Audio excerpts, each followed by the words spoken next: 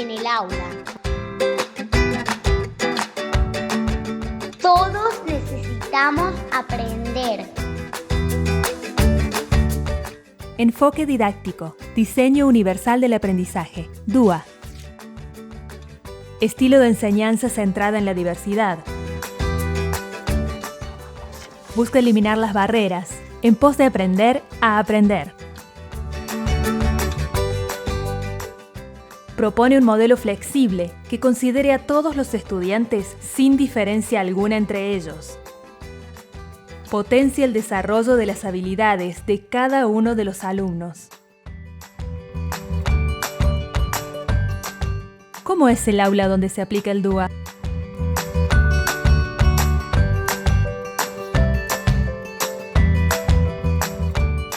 Un aula donde se aplica el DUA sería un aula en donde la sorpresa está todo el tiempo. Un aula en donde uno no sabe qué va a pasar. Eso sería un aula donde se aplica el DUA. Siempre hay lugar para lo nuevo, hay lugar para el emergente y todas las personas están implicadas. ¿Cuáles son sus principios y en qué consisten?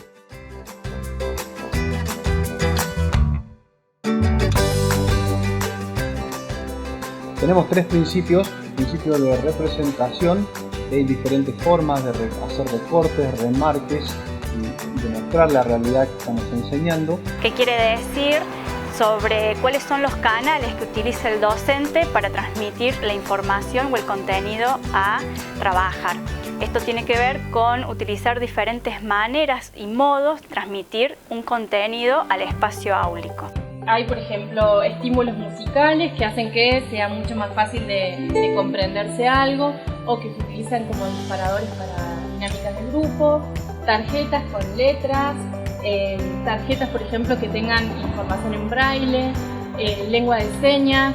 Esto se articula con un segundo principio, que son las múltiples formas de expresión, que implican cuáles son los canales que va a utilizar el estudiante o la estudiante para dar a conocer que ese contenido que recibió es apropiado, fue apropiado.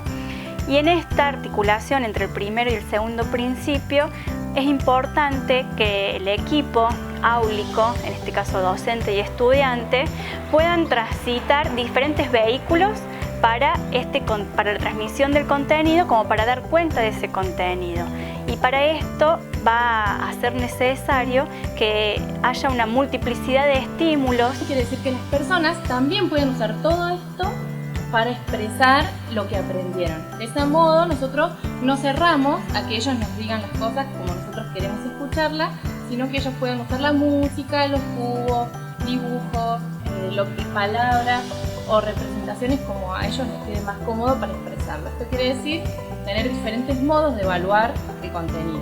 Esto que se articula entre el primero y el segundo principio tiene un eje transversal, que es el tercer principio, que tiene que ver con las múltiples formas de implicación, que son las motivaciones tanto del docente como del estudiante que se ponen en juego en el momento áulico. Es decir, que el estudiante necesita de la motivación del docente para poder manifestar interés en la tarea que se está proponiendo. Quiere decir que se trabaja sobre lo que le interesa al alumno y lo que le interesa al docente. El proceso de aprendizaje necesita que hayan personas comprometidas desde el disfrute. Entonces, lo que busca el DUA es que tanto los procesos emocionales como los procesos sociales impliquen un disfrute de la educación, impliquen otra puesta en marcha personal en el aula. Se puede entrenar la creatividad y demás cosas. La escuela inclusiva tiene que alojar, es decir, dar lugar a cada uno. Contenerlos, retenerlos y también que logren el éxito académico.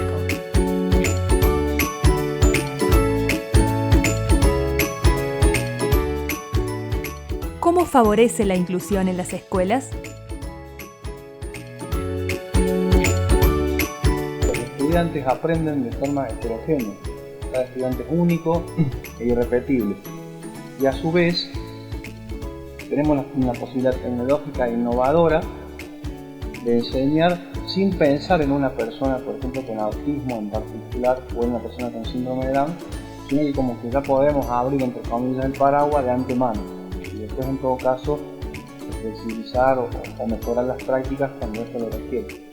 También favorece al trayecto de cualquier persona en el colegio, digamos, personas de diversas condiciones o con diversas características. Favorecen tanto que es atendida la diversidad, pero al mismo tiempo la singularidad de cada estudiante que compone ese espacio áulico, y que va a dar lugar a que la inclusión no sea pensada desde inclusión o exclusión, sino desde un espacio de convivencia escolar.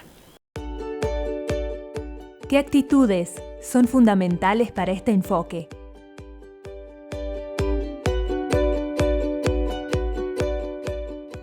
Me parece muy importante la curiosidad, primero, la simpleza, el dejar de complicarnos mucho con planificaciones muy extensas que buscan generar a lo mejor contenidos muy específicos, y también me parece la apertura, la autocrítica, la capacidad de aprendizaje continuo.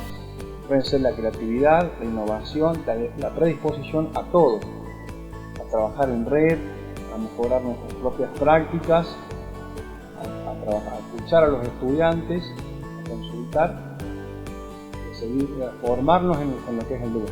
La paciencia de esperar los procesos, tanto del propio docente en cuanto a modificar las prácticas que ya están naturalizadas en cuanto al rol docente, y poder incorporar nuevas perspectivas implica un proceso de transformación al que hay que animarse a ser paciente.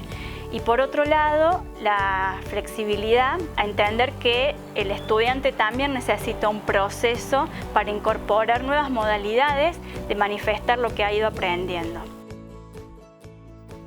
La diversidad es inherente a la naturaleza humana. Estoy convencida de que todas las escuelas pueden ser inclusivas. Es más, podríamos eliminar el término inclusiva.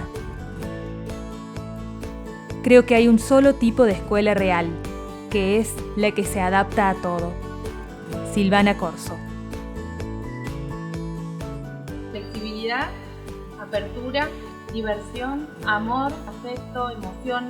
Diversas personas, innovando, trabajar en red, formación. Escuchar, derechos, diversión, explorar.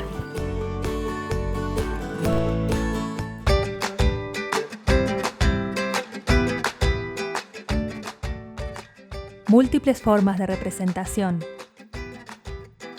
Múltiples formas de expresión. Múltiples formas de implicación. ¿Y vos, en tu aula, por dónde empezarías?